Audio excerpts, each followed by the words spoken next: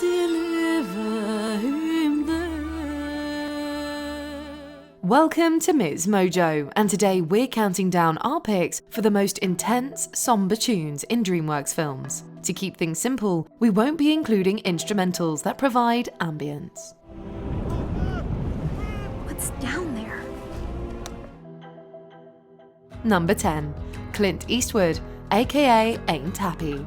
Trolls. The way a song is sung can have a major impact on its tone. While The Sound of Silence is technically a darker song overall, with themes of miscommunication and difficult emotional connection at its helm, Anna Kendrick's ukulele cover as Poppy really amps it up.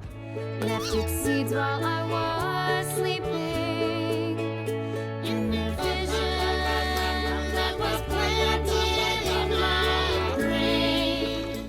For this entry, we're looking at the Bergen's Downcast anthem, which is none other than the Gorillaz' Clint Eastwood.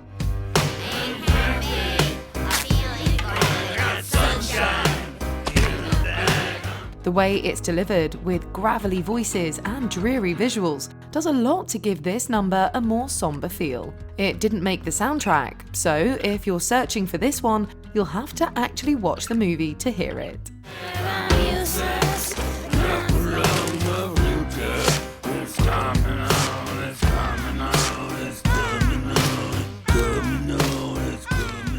Number 9.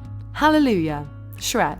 This song is sometimes played at weddings, and Shrek keeps in time with the tradition, as it plays when we see Fiona in her wedding dress. The baffled king composing hallelujah, hallelujah. More than being a religious song, however, Hallelujah speaks on heartbreak and regret, among other heavy themes. The filmmakers must have understood this because it comes at the moment that Shrek and Fiona have given up on each other, and Fiona is betrothed to another. Hallelujah, hallelujah.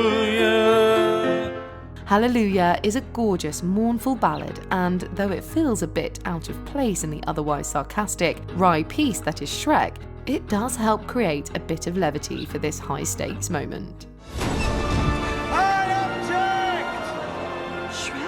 Number 8. This is the End, Puss in Boots, The Last Wish. Outside of the silly visuals, this is a song full of despair. This is the end, amigo, sí, el fin. In contrast with Puss's big happy hero number at the beginning of the movie, This Is the End stretches to the other end of the emotional spectrum. It comes after the death of his old identity, and during a sequence where he's desperately trying to make the best of a living situation he's clearly not very enthused about. So this is where dignity goes to die.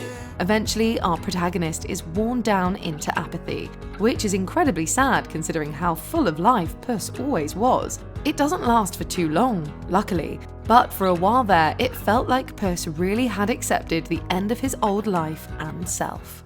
Who is your favorite fearless hero?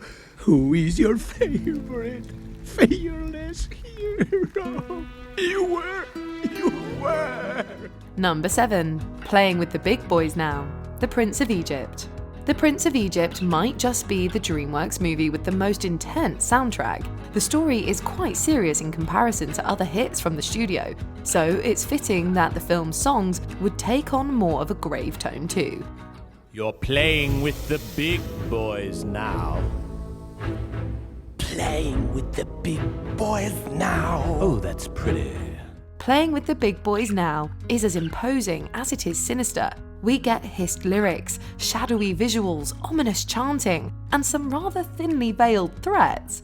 By the might of Horus, you will kneel before us, kneel to our splendorous power. Plus, lyrics like, "It's your own grave you'll dig," make this one a shoo-in for bell-full theatrical numbers. But first, boy, it's time to bow, or it's your own grave you'll dig.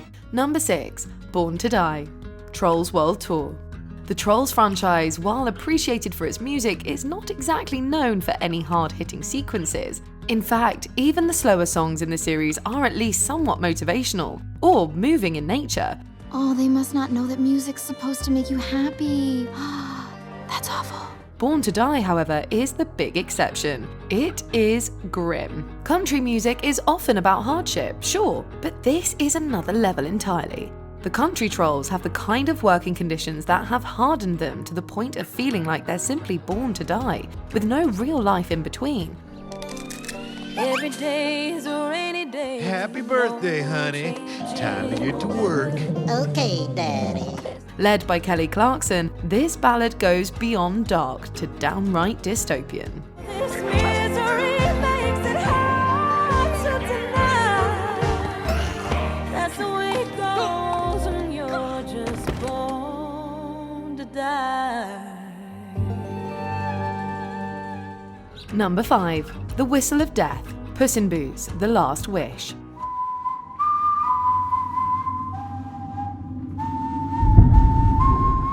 Talk about hair-raising! We're treating the term song a little loosely with this entry, but we think it's well worth the mention. The premise of The Last Wish is about Puss finally facing the prospect of death.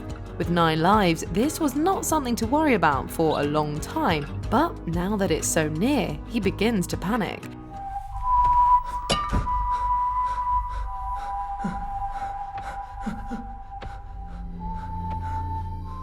Then again, how could he ever remain cool and collected when death looks like that? And death has the fighting skill to back up his whole menacing appearance too. It's not just the creepy melody of the whistle that makes this one so terrifying, it's what it signifies for our protagonist. What's the matter? Lives flashing before your eyes? Number 4. Little Drop of Poison, Shrek 2. This track is heard for less than a minute, and for about half that time it serves as background ambience. But during that short period, it perfectly reflects the dingy atmosphere of the pub. Like my town,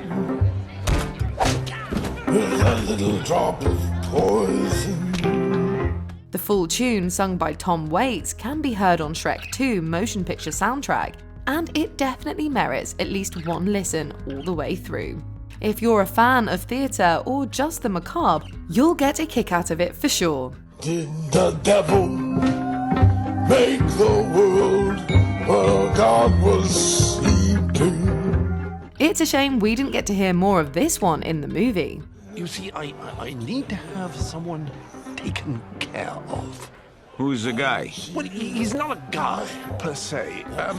He's ogre. Number 3. You Can't Take Me, Spirit, Stallion of the Cimarron. Never gonna give it up, no. Performed by Bryan Adams, this number is an absolute treat. His voice has a slightly grittier quality than we're used to, and works perfectly for the emotion that needs to be conveyed in this scene. Don't judge a thing till you know what's inside it. Don't push me, I'll fight it. Spirit was born to be free, and he doesn't go without a fight when the Wranglers attempt to drag him to captivity. Eventually, he stops straining only long enough to be brought into his new enclosure. It was hard to watch when we were kids, and honestly, it still is today. When all is said and done, You Can't Take Me reminds the audience of Spirit's persevering nature, a quality we'll see brought forward throughout much of his story. You can't come uninvited. Never gonna give it up, no. You can't take me, I'm free. Number 2. The Plagues, The Prince of Egypt. And even now, I wish that God had chose another. Serving as your foe on his behalf is the last thing that I wanted. Moses and God unleash the 10 plagues on the people of Egypt, and it's horrific for all involved, including Moses, who clearly feels a great deal of grief. This number also gives focus to the fact that Moses and Ramesses were once raised as brothers. Once I called you brother. Once I thought the chance to make you laugh was all I ever wanted. Each feels they've been betrayed by the other, and the powerful melody certainly reflects that sentiment. It's like a tug of war, a heavy back and forth for who will wave the white flag in the end. Even without the dark scenes playing out in front of us, the devastation is obvious in the lyrics and construction of the piece. All this pain and devastation, how it tortures me inside. all the innocent who suffer from your stubbornness and pride.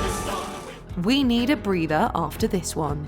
Before we continue, be sure to subscribe to our channel and ring the bell to get notified about our latest videos. You have the option to be notified for occasional videos or all of them. If you're on your phone, make sure you go into your settings and switch on notifications.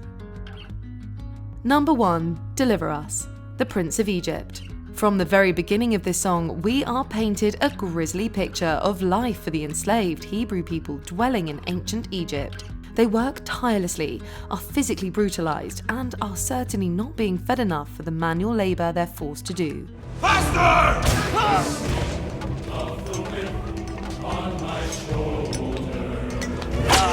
Still, their plea to God for deliverance feels inspirational in some measure.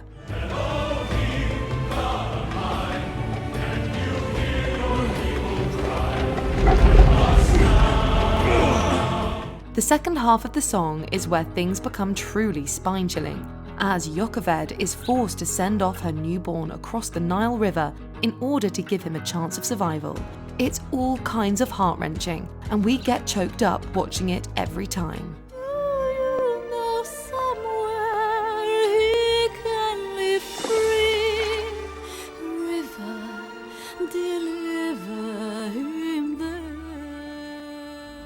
What DreamWorks song gave you the shivers? Let us know in the comments below.